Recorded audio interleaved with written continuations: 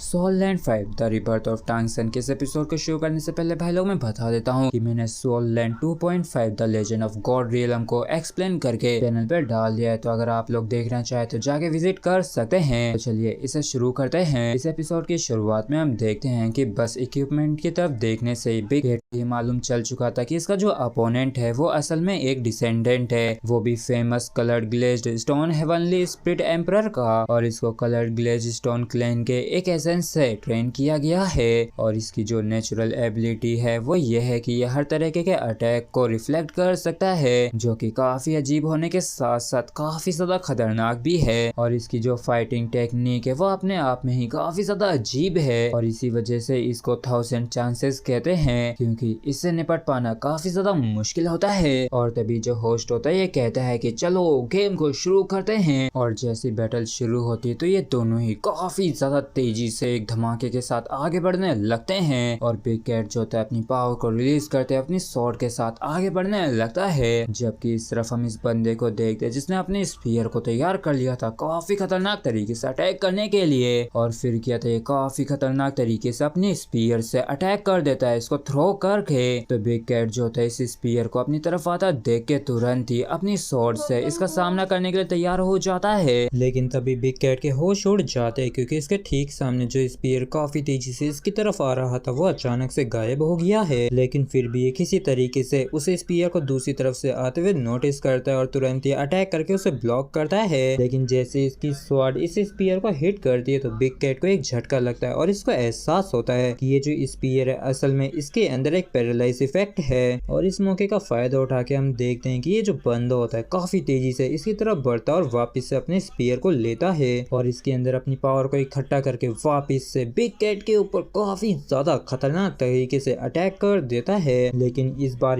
Big cat जो होता है इसका सामना करने के लिए पूरी तरीके से तैयार हो जाता है और अपनी पावर को अपनी स्वॉर्ड में इकट्ठा करता है। और जैसे इस बार ये स्पीयर और स्वॉर्ड टकराते हैं तो वाकई में काफी ज्यादा एनर्जी रिलीज होती है, क्योंकि इनका जो क्लैश था काफी ज्यादा खतरनाक हुआ होता है। और हम देखते हैं कि इस पॉइंट पे बिग कैट जो होता है ये भारी पड़ता है और इस बंदे को पीछे हटने के लिए मजबूर कर देता है। लेकिन ये जो बंदा होता है ये रुकता नहीं है, बल्कि वापिस अपने स्पीयर से अटैक करने के लिए तैयार हो जाता है। और जैसे ये जमीन पर लैंड करता है काफी खतरनाक तरीके से बिग कैट के ऊपर अपने स्पीयर से अटैक कर देता है, थ्रो कर देता है। और जैसे बिग कैट इसे अपनी स्वॉर्ड से ब्लॉक करता है तो इसको वापिस से थंडर का झटका लगता है और इस मौके का फायदा उठा के ये बंदा काफी तेजी से इसके पीछे आ जाता है। लेकिन बिग कैट भी तुरंत ही लाइकर गोल्डन गैंग का इस्तेमाल करता है और जैसे ये बंदा अटैक करता है तो बिग कैट भी अपनी स्वॉर्ड को आगे करके इसको ब्लॉक करने लगता है। लेकिन इस बार हम देखते हैं कि बिग कैट जो होता है इंजर्ड हो गया होता है और ये बिग कैट को बिल्कुल भी मौका नहीं देना चाहता था, इसलिए वापस से इसके ऊपर काफी खतरनाक तरीके से अपने स्पीयर से अटैक कर देता है। तो बिग कैट जो होता है तुरंत ही जैसे तैसे करके अपने आप को संभाल के काउंटर अटैक कर देता है और इसे ब्लॉक कर लेता है और तुरंत इस बंदे के ऊपर अपनी स्वॉर्ड से अटैक करने के लिए आगे आ जाता है। लेकिन तभी चौंक जाता है और ये कुछ भी समझ पाता